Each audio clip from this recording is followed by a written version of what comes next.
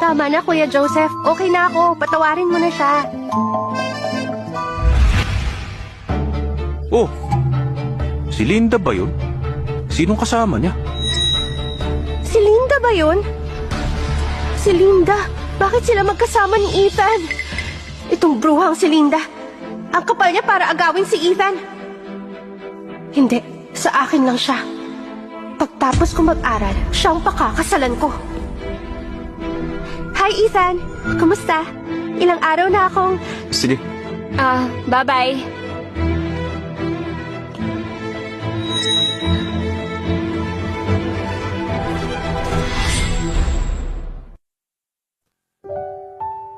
Anak, andyan ka na. Hi, Ma.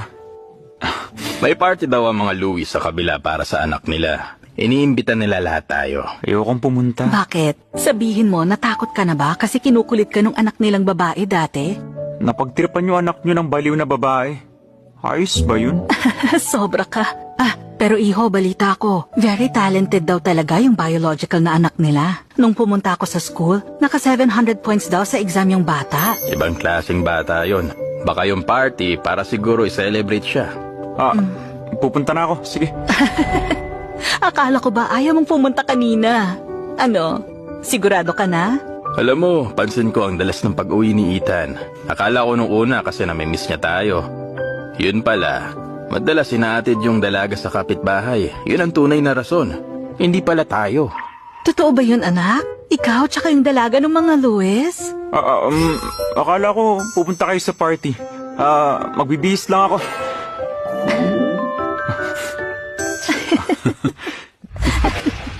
Philip! Come in. Tara. Upo kayo, upo. Hi, Ethan. Dito ka na umupo sa tabi ko. Gusto ko yung pagkain doon. Ngayon, pinagdiriwang natin ang pagpasa ni Nancy sa admission exam. Nancy, dapat sa huling yugto mo na to, mas lalo kang magsikap. Okay, Papa. Linda, kahit di kagandahan ng score mo, okay lang. Pero dapat tularan mo na ang kapatid mo ngayon. Dun sa huling physics problem, paano kaya naging 30 joules yung sagot sa heat produce? Mali kaya yung answer key? Pag nangyaring pumasa si Nancy sa Luminara, sana si Ethan ang magbantay. Hindi po pwede.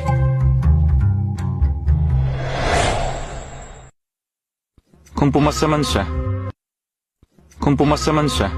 paano ko siya babantayan? Hindi kami magka-department. Pasensya na po kayo. Ikaw talagang bata ka. Sige, cheers.